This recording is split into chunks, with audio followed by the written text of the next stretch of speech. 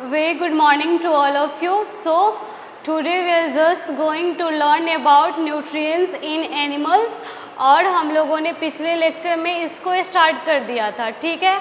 आज हम लोग इसको डिटेल्स में स्टडी करेंगे। पिछले लेक्चर्स में हम लोगों ने देखा था कि इंजेक्शन क्या होता है, डाइजेशन क्या होता है, एब्जॉर्प्शन क्या होता है, एस्मिलेशन क्या होता है और इजेशन क्या होता है, ठीक है। आज ये सारी चीज़ों को हम लोग डिटेल्स में यहाँ पे कवर करेंगे। देखो, न्यूट्रिएंट्स इन ह्यूमंस, आज स्पेशली हम किसके बारे में पढ़ेंगे। उस दिन तो हम लोगों ने न्यूट्रिशन इन एनिमल्स को स्टार्ट किया था और आज हम लोग स्पेशली न्यूट्रिएंट्स इन ह्यूमंस के बारे में पढ़ेंगे। हम लोग अपने खुद के न्यूट्रिएंट्स के बारे में आज कवर करेंगे, ठीक है। तो देखो, human beings like other animals takes in food through their mouth. जैसे हम लोगों ने अलग अलग ऑर्गेनिज्म के बारे में देखा था कि एमीबा जो होता है वो अपने माउथ में फूड कैसे लेता है, तो पैरामीशियम के हेल्प से, जो बर्ड्स होते हैं वो बिक्स के हेल्प से, ठीक है, और ह्यूमन बींग्स हाथ के हेल्प से। लेकिन वो कहाँ पे लेते हैं, तो माउथ के अंदर लेते हैं। तो यही चीज़ यहाँ पे भी मेंशन किया गया है कि जैसे अदर एनिमल्स अपने फूड को अपने माउथ के अंदर लेता है, ठीक वैसे ही ह्यूमन बींग्स भी क्या करता है, अपने फूड को अपने माउथ के अंदर ही लेता है, ठीक है। फिर the continuous canal by which food enter the body, ये क्या होगा, एंटर द बॉडी एंड ये नहीं होगा, or expelled out is called alimentary canal. एक कंटिन्यूअस कैनल हमारे बॉडी में देखने को मिलता है, ठीक है। उसी कैनल के एक ऑर्गन्स के हेल्प से हम अपने फूड को अपने बॉडी के अंदर लेते हैं और एक ऑर्गन के हेल्प से उसी से जो हमारा वेस्ट होता है, ये क्या है हमारा वेस्ट, उसको हम लोग अपने बॉडी से क्या करते हैं, एग्जिट करते हैं। जैसे मैंने पिछले लेक्चर्स में ही बताया था कि माउथ जो अपर मोस्ट ओपनिंग होता है हमारे एलिमेंट्री कैनल का, डाइजेस्टिव सिस्टम का, उसके हेल्प से हम लोग फूड को अपने बॉडी के अंदर लेते हैं और प्लस जो इनर्स होता है उसके थ्रू हम लोग अपने फूड को अपने बॉडी से क्या करते हैं, एग्जिट करते हैं। तो यही चीज़ यहाँ पे भी बोल रहा है कि एक कंटिन्यूअस कैनल है जिसके थ्रू हम अपने फूड को अपने बॉडी के अंदर लेते हैं और वेस्ट को क्या करते हैं, तो वेस्ट को अपने एलिमेंट्री कैनल का एक ऑर्गन होता है एनस, उसी के थ्रू से उसको हम लोग क्या करते हैं, अपने बॉडी से एग्जिट करते हैं। और इस एलिमेंट्री कैनल की लेंथ कितनी होती है, तो 9 मीटर्स होता है। और ये एलिमेंट्री कैनल स्टार्ट कहाँ से होता है, तो माउथ से, और ख़त्म कहाँ होता है, तो एनस में, ठीक है। और वहीं पे हमें एक ऑस्टोफेगस देखने को मिलता है, ये हमारे एलिमेंट्री कैनल का एक ऑर्गन है, ठीक है। प्लस वहीं पे माउथ, स्टोमक, ये सब हमें देखने को मिलता है। अगर हम लोग अपने एलिमेंट्री कैनल को देखेंगे तो यहाँ पे हमें डिफरेंट टाइप्स के ऑर्गन्स देखने को मिलेगा। फर्स्ट हमारा क्या होगा, ऑस्टोफेगस, सेकेंड हमारा क्या होगा, स्टोमक, थर्ड हमारा क्या होगा, स्मॉल इंटेस्टाइन, फोर्थ हमारा क्या होगा, लार्ज इंटेस्टाइन्स। तो वही बोला है कि हमारा जो एलिमेंट्री कैनल है वो कौन कौन से ऑर्गन्स को इंक्लूड करता है, तो वो हमारा माउथ को करता है, स्टोमक को करता है, स्मॉल इंटेस्टाइन को करता है, लार्ज इंटेस्टाइन को करता है और साथ साथ ग्लैंड्स को भी इंक्लूड करता है। तो कौन कौन से ग्लैंड को, तो यहाँ पे हमारा सलाइवरी ग्लैंड मिलता है, ठीक है। फिर हमारा लीवर जो कि हमारे बॉडी का सबसे लार्जेस्ट ग्लैंड होता है। फिर हमें पेनक्रियाज मिलता है जो कि हमारे बॉडी का सेकेंड लार्जेस्ट ग्लैंड होता है, ठीक है। और फिर ये जो लार्ज इंटेस्टाइन में होता है तो एक स्ट्रक्चर यहाँ पाउच जैसा होता है, उसे हम लोग रेक्टम बोलते हैं, और एक ट्यूब जैसा होता है जिससे फूड हमारे बॉडी से एग्जिट करता है, उसे हम लोग एनस बोलते हैं, ठीक है। और स्मॉल इंटेस्टाइन जिस पाउच में ओपन होता है उसे हम लोग क्या बोलते हैं, तो उसे हम लोग शिक्कम बोलते हैं। Got it. तो यही चीज़ यहाँ पे भी मेंशन किया है कि organs of the alimentary canal are mouth, oesophagus and stomach, small intestine, large intestine, rectum and anus. और ये कहाँ कहाँ पे दिखता है, तो ये भी मैंने फिगर के थ्रू आप लोगों को दिखा दिया, ठीक है। तो अब हम लोग बढ़ते हैं अपने नेक्स्ट स्लाइड की तरफ। यहाँ पे क्या मेंशन किया गया है, तो यहाँ पे देखो क्या लिखा है, the alimentary canal and the associated glands like pancreas livers form the digestive system. Alimentary canal mouth से लेके एनस तक के ऑर्गेन्स और उसके साथ कुछ ग्लैंड्स एसोसिएट करके हमारा किस चीज़ की फॉर्मेशन करवाता है, तो हमारा ये जो हमें दिख रहा है, क्या दिख रहा है, तो डाइजेस्टिव सिस्टम की फॉर्मेशन करवाता है। ठीक है, जैसे कि ये एलिमेंट्री कैनल माउथ हुआ, oesophagus, stomach, small intestine, large intestine, ये एलिमेंट्री कैनल हुआ हमारा, प्लस ये जो लीवर, पेनक्रियास, लाइवरी ग्लैंड, ये हमारा ग्लैंड हुआ, और ये दोनों एक दूसरे से एसोसिएट करके क्या बनाता है, तो ये हमारा डाइजेस्टिव सिस्टम बनाता है, जिसके अंदर हमारी कॉम्प्लेक्स फूड की डाइजेशन होती है सिंपलर वंस में। Got it? फिर हमारा क्या आता है, फिर आता है हमारा यहाँ पे कि कौन कौन सा स्टेप इन्वॉल्व होता है ह्यूमन्स न्यूट्रिशन के अंदर। जो हमारे अंदर न्यूट्रिशन होती है, उस न्यूट्रिशन के अंदर कौन कौन से स्टेप्स हमारे इन्वॉल्व होते हैं। ठीक है, तो सबसे पहला जो स्टेप होता है वो हमारा क्या होता है, वो हमारा इंजेशन होता है। ठीक है, इसका मतलब क्या होता है, तो इसका मतलब फूड्स को बॉडी के अंदर लेना। Taking food into the body is known as a ingestion. Ingestion human digestion का पहला स्टेप है। इसी प्रोसेस के हेल्प से हम अपने फूड को अपने बॉडी के अंदर लेते हैं। ठीक है, और फिर हमारा जो ये वाला प्रोसेस होता है, the process of breaking down of food into smaller pieces by the teeth is called mastication. जैसे फूड हमारे माउथ में एंटर करता है, हम क्या करना स्टार्ट कर देते हैं, उस फूड को ग्राइंड करना स्टार्ट कर देते हैं, ताकि उसे हम स्मॉलर पीसेस में तोड़ सके। और किसके हेल्प से हम लोग ग्राइंड करते हैं, तो टीथ के हेल्प से ग्राइंड करते हैं। और इसी प्रोसेस को हम लोग क्या बोलते हैं, तो इसी प्रोसेस को हम लोग मैस्टिकेशन बोलते हैं। मैस्टिकेशन हमारा क्या होता है, तो एक प्रोसेस है जिस प्रोसेस के थ्रू हम फूड्स को ब्रेक करते हैं स्मॉलर पीसेस में टीथ के हेल्प से। ठीक है, और हमारे माउथ में टीथ 4 टाइप्स के हमें देखने को मिलता है। फर्स्ट हमारा क्या होता है, फर्स्ट हमारा इंसिसोरस, सेकेंड हमारा कैनिस, थर्ड हमारा प्रीमोलार्स और फोर्थ हमारा मोलर्स। ये सब हम फिगर के थ्रू देख सकते हैं। यहाँ पे क्या लिखा हुआ है, सॉरी ये वाला फिगर है। यहाँ पे इस फिगर में एकदम हमें क्लियरली दिख रहा है कि इंसिसोरस कहाँ प्रेजेंट है और कैनिस कहाँ प्रेजेंट है। ठीक है, जैसे कि यहाँ पे हमारा क्या दिख रहा है, हमें इंसिसोरस दिख रहा है जो कि यहाँ फ्रंट पे प्रेजेंट होता है। फिर ये जो साइड में यहाँ पे हमें क्या दिख रहा है, मोलर्स दिख रहा है। फिर हमें यहाँ पे फ्रंट के जस्ट बाद में क्या दिखने को मिलता है, तो कैनिस, और मोलार्स के जस्ट बाद हमें क्या मिलता है, प्रीमोलार्स। यानी हमारा टीथ जो होता है हेट्रोडेंस होता है, डिफरेंट टाइप्स के टीथ हमारे माउथ में प्रेजेंट होते हैं। जो फ्रंट में होते हैं उसे हम लोग क्या बोलते हैं, उसे हम लोग इंसिसोरस बोलते हैं, जिसका काम क्या होता है, उसका काम हमारा बाइटिंग होता है, किसी चीज़ को बाइट करने का काम में आता है। फिर इंसिसोरस के साइड में ही हमें एक और टीथ दिखने को मिलता है, उस टीथ को हम लोग क्या बोलते हैं, उसे हम लोग कैनिस बोलते हैं। ठीक है, इसका काम क्या होता है, तो ये इसका काम हमारा टीयरिंग का होता है। तो ये कार्निवोर्स में ज़्यादा पॉइंटेड और ज़्यादा डेवलप होते हैं, क्योंकि कार्निवोर्स एनिमल्स को हमेशा एनिमल्स के स्किन को टीयर करना होता है। ठीक है, फिर हमारा क्या मिलता है हमें, प्रीमोलार्स और मोलार्स। प्रीमोलार्स और मोलार्स दोनों का एक ही काम है। क्या काम है, तो ये चीज़ों को ग्राइंड करने में हेल्प करता है। ठीक है, तो यही चीज़ यहाँ पे भी मैंने मेंशन किया है कि इंसिसोरस है, कैनिस है, प्रीमोलार्स है एंड मोलार्स है।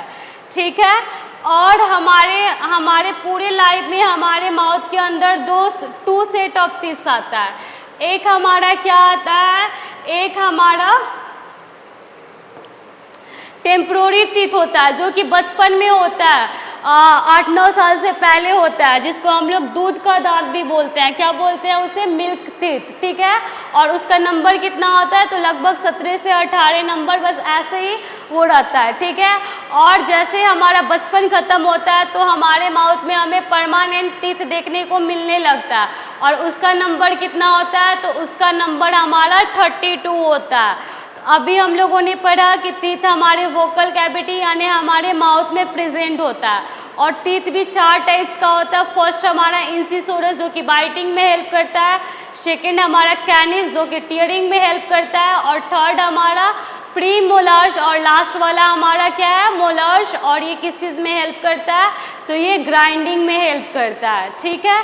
फिर हम लोगों ने पढ़ा कि हमारे पूरे लाइफ में हमें 2 सेट ऑफ टीथ देखने को मिलता है। एक हमारा क्या होता है? टेम्प्रोरी टीथ, जिसे हम लोग मिल्क टीथ भी बोलते हैं, ये हमें बचपन में देखने को मिलता है। फिर हमारा दूसरा क्या होता है? परमानेंट टीथ, जो कि हमें एडल्ट होने के बाद देखने को मिलता है, और इसका नंबर 32 होता है। फिगर के थ्रू भी हम लोगों ने देख लिया कि इंसिसोरस कहाँ है, कैनिस कहाँ है, प्री मोलर्स कहाँ है एंड मोलर्स कहाँ है, ठीक है। फिर यही चीज़ मैंने इस स्लाइड में भी मेंशन कर दिया है कि फर्स्ट सेट ऑफ टीथ को हम लोग क्या बोलते हैं? तो फर्स्ट सेट ऑफ टीथ को हम लोग टेम्प्रोरी बोलते हैं, जिसका नंबर लगभग 18 से 20 होता है, ठीक है। और टेम्प्रोरी टीथ में हमारा विजडम टीथ का लास्ट पेयर एब्सेंट होता है, सॉरी, टेम्प्रोरी टीथ में हमारा मोलर्स का लास्ट पेयर एब्सेंट होता है, और उसी टीथ को हम लोग क्या बोलते हैं? विजडम टीथ बोलते हैं, जो कि हमें बाद में हमारे माउथ के अंदर हमारे टीथ में वो आता है, सॉरी, हमारे माउथ के अंदर बाद में वो ऐड होता है। जब हम लोग एडल्ट हो जाते हैं तब जाके विजडम टीथ हमारे माउथ में हमें देखने को मिलता है, और टेम्प्रोरी टीथ में ये विजडम टीथ हमारा क्या होता है? एब्सेंट होता है, ठीक है। इससे पता चलता है कि हाँ अब इंसान में बुद्धि आ गई, ऐसे बोला जाता है। It is very important to take care of teeth to prevent them from decaying. ये बहुत ज़्यादा इम्पॉर्टेंट होता है कि टीथ को हमें अच्छे से उसका केयर करना चाहिए, उसका देखभाल करना चाहिए, अदरवाइज क्या हो सकता है? तो दांत हमारे सड़ सकते हैं, वहाँ पे टूथ डिके हो सकता है। अगर हम अच्छे से ब्रश नहीं करेंगे तो फूड पार्टिकल्स हमारे टीथ में फंस जाएगा, फिर वहाँ पे बैक्टीरिया आएगा, और वो बैक्टीरिया क्या करेगा? तो एसिड को प्रोड्यूस करेगा, और वो एसिड हमारे टीथ को क्या करेगा? तो टीथ में टूथ कैविटी कॉज करेगा, ठीक है। तो इस वजह से हमें टीथ को हमेशा अच्छे से उसका केयर करना चाहिए, ताकि हम अपने टीथ को हमेशा टूथ डिके से प्रिवेंट करके रखें। If we not clean it properly then harmful bacteria will grow there and start producing an acid. जो मैंने पहले ही बताया कि हार्मफुल बैक्टीरिया आ जाएंगे और वो क्या करेंगे? तो वो एसिड प्रोड्यूस करना स्टार्ट कर देंगे, और उसके वजह से क्या होगा? हमारे टूथ डिके स्टार्ट हो जाएगा, ठीक है, और टूथ में पेन होने लगेगा, और टूथ पेन बहुत ज़्यादा हार्मफुल होता है। उसकी वजह से आइज़ में भी पेन होने लगता है, ईयर्स में भी पेन होने लगता है, हेडेक्स भी होने लगता है, ठीक है। This acid gradually damage the teeth and result in a cavity. This is called tooth decay. ये तो हम लोगों ने देख ही लिया। इस वजह से सुबह सुबह हमें अच्छे से ब्रश करना चाहिए, या रात में खाने के बाद भी हमें अपने टीथ को अच्छे से वॉश करके तभी सोना चाहिए, क्योंकि रात में अगर फूड पार्टिकल्स टीथ के अंदर बच जाते हैं तो बहुत ज़्यादा टाइम मिल जाता है बैक्टीरिया को उस पर एक्ट करने को और उससे एसिड प्रोड्यूस करवाने को, जो कि हमारे टीथ के लिए बहुत ही ज़्यादा हार्मफुल होता है, ठीक है। फिर अभी हम लोगों ने टीथ को कंप्लीट कर लिया। अब हम लोग क्या पढ़ेंगे? तो अब हम लोग टोंग के बारे में पढ़ना स्टार्ट करेंगे। तो ये कैसा स्ट्रक्चर होता है? तो ये हमारा फ्लैसी होता है और मस्कुलर होता है, ठीक है। टोंग्स के अंदर कभी भी बोन्स नहीं मिलता है। ये कैसा ऑर्गेन है? तो ये हमारा मस्कुलर ऑर्गेन है, जो कि हमारे माउथ में प्रेजेंट होता है, और वो हमारा अगर उसको हम लोग फ्रंट से देखें तो वो फ्री रहता है, लेकिन वो अगर बैक साइड से देखेंगे तो वो वोकल कैविटी के किससे, फ्लोर से अटैच रहता है, ठीक है। टोंग कैसा होता है, तो मस्कुलर फ्लैसी स्ट्रक्चर है, जो कि फ्रंट से देखो ये किसी चीज़ से अटैच है, नहीं अटैच है, इसी की वजह से हम लोग बोल पाते हैं। और जो ये इसका लास्ट वाला पार्ट होता है, बैक वाला पार्ट होता है, वो हमारा वोकल कैविटी के फ्लोर से अटैच रहता है, ठीक है। And the tongues have to detect different kind of taste. Tongue के हेल्प से ही हम लोग फूड के अलग अलग टेस्ट को डिटेक्ट कर पाते हैं। जैसे हम लोग खाते हैं, बोलते हैं ये फूड टेस्टी है, किसी फूड को खाने के बाद बोलते हैं नहीं ये टेस्टी नहीं, बहुत ये टेस्टी नहीं, ये अच्छा नहीं लग रहा है खाने में, तो वो हमें किससे पता चलता है, वो हमें टोंग्स के हेल्प से ही पता चलता है, क्योंकि टोंग्स के पास क्या होता है, तो टेस्ट बॉड्स होता है। जैसे यहाँ पे फिगर में हायर क्लासेस में आप लोग पढ़ोगे, ये सब क्या है, सब टेस्ट बॉड है।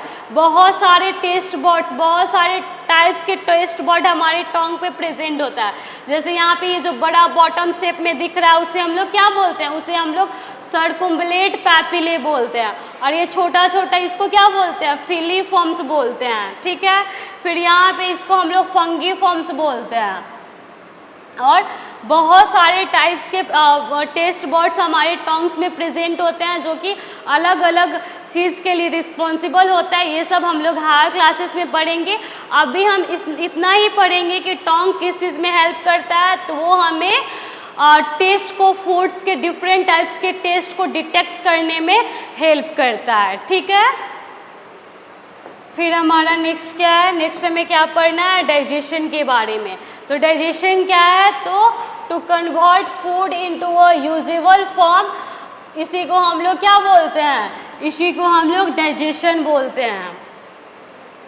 बड़े बड़े मॉलिक्यूल्स को छोटे छोटे मॉलिक्यूल्स में कन्वर्ट कर सके, ताकि उसको हम लोग यूज़ कर पाएँ, इसी प्रोसेस को हम लोग डाइजेशन बोलते हैं। और डाइजेशन हमारा कहाँ से स्टार्ट होता है, तो ये हमारा माउथ से स्टार्ट होता है, फिर स्टमक में, स्मॉल इंटेस्टाइन में भी होता है। ये सारे ऑर्गन्स हैं जिसके अंदर हमारा डाइजेशन का प्रोसेस होता है। माउथ, स्टमक, स्मॉल इंटेस्टाइन, ये सारे ऑर्गन्स हैं जिसके अंदर डाइजेशन होता है, ठीक है।